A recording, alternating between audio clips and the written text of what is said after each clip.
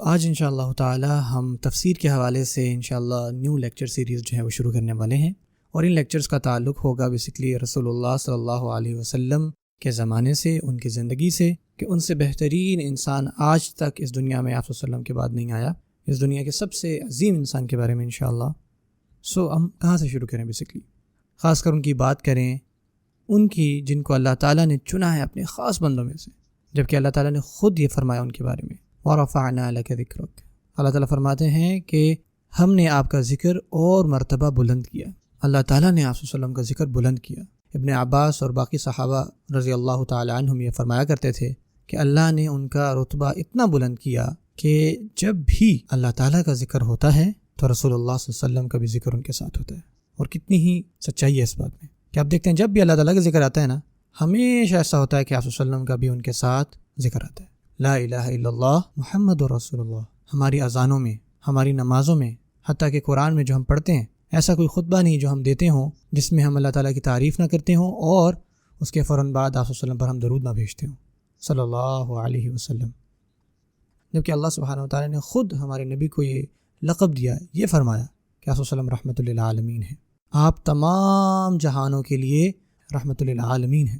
اللہ تعالیٰ نے آپ کو بھیجا ہے اور آپ کے ذریعے سے اللہ تعالیٰ رحمت کو پوری دنیا میں پھیلا رہے ہیں، اور آپ ہی رحمت ہیں، اور اللہ تعالیٰ کی رحمت آپ ہی کے ذریعے سے آ رہی ہے۔ ہمارے نبی جو ہیں وہ رحمت للعالمین ہیں۔ آپ صلی اللہ علیہ وسلم کو بھیجنا رحمت ہے، آپ صلی اللہ علیہ وسلم کا پیغام رحمت ہے، ان کا پڑھانا رحمت ہے، اور ان باتوں پر ایمان لانا، یقین رکھنا، یہ بھی رحمت ہے۔ جتنی بھی چیزیں رحمت کے ساتھ جوڑی جا سکتی ہیں نا، وہ سب آپ صلی اللہ علیہ وسلم کے ساتھ ہیں۔ اور سوچیں ذرا اس بارے میں کہ کوئی ایسی ہستی نہیں آئی اس دنیا میں جس کی اتنی تعریف ہوئی ہو یا ہو رہی ہو یا آنے والے وقتوں میں ہوگی، کسی کی بھی تعریف رسول اللہ صلی اللہ علیہ وسلم کے بعد اس طرح سے نہیں ہوئی۔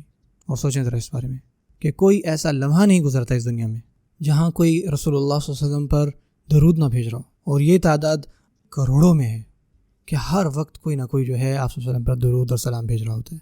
اب ان کا طریقہ یہ ہو سکتا ہے کہ وہ درود اور سلام بھیج رہے ہوں، یا یہ نہیں ہو رہا تو کہیں پہ لیکچر چل رہا ہے ان کے بارے میں، یا کہیں پہ کوئی کسی بھی وقت نماز ہو رہی ہو، کیونکہ کوئی ایسی نماز نہیں ہوتی جس میں آپ صلی اللہ علیہ وسلم کا ذکر نہ ہو۔ آپ اس رکعت میں کیا پڑھ رہے ہوتے ہیں؟ اللہم صلی علی محمد وعلی آل محمد۔ سوچیں ذرا اس بارے میں، سبحان اللہ، کہ کوئی ایسا لمحہ نہیں گزرتا اس دنیا میں جہاں لاکھوں کروڑوں لوگ جو ہیں رسول اللہ صلی اللہ علیہ وسلم پر درود بھیج رہے ہیں، ان کی حمد بیان کر رہے ہیں۔ اس دنیا میں آپ صلی اللہ علیہ وسلم کے علاوہ کوئی اور نہیں ہے جس کی اتنی زیادہ حمد بیان ہوئی ہو، سبحان اللہ۔ اب آتے ہیں آپ صلی اللہ علیہ وسلم کی خصائص پر، اس کو عربی میں ہم خصائص کہتے ہیں، یعنی وہ چیزیں جو صرف رسول اللہ صلی اللہ علیہ وسلم ہی کو دی گئیں۔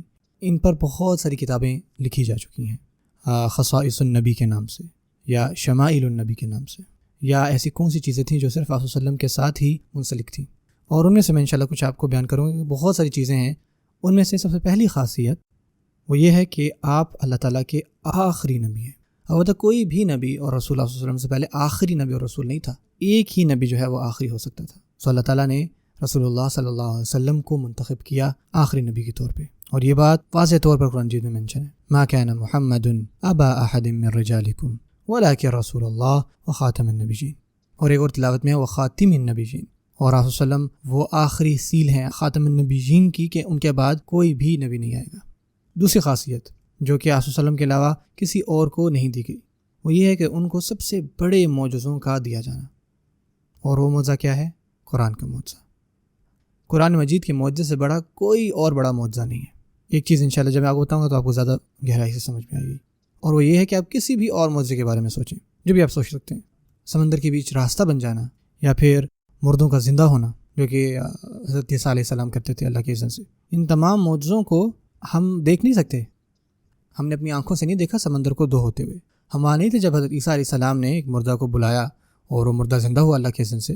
جن لوگوں نے دیکھا ان کے لیے ایک معجزہ تھا، ہم اس پہ یقین رکھتے ہیں، ہمارا ایمان ہے، لیکن قرآن مجید ایک ایسا معجزہ ہے جس کو میں کسی نو مسلم کو بھی دے سکتا ہوں۔ میں یہ کہہ سکتا ہوں دیکھو یہ ہمارا معجزہ، یہ لیں، اس کو پڑھیں۔ یہ ایسا معجزہ ہے جس کی میں تلاوت کر سکتا ہوں، جس کو لوگ سن سکتے ہیں۔ یہ جیتا جاگتا ایک معجزہ ہے، یہ ایسا معجزہ ہے جس کو تمام انسانیت دیکھ اور پڑھ سکتی ہے۔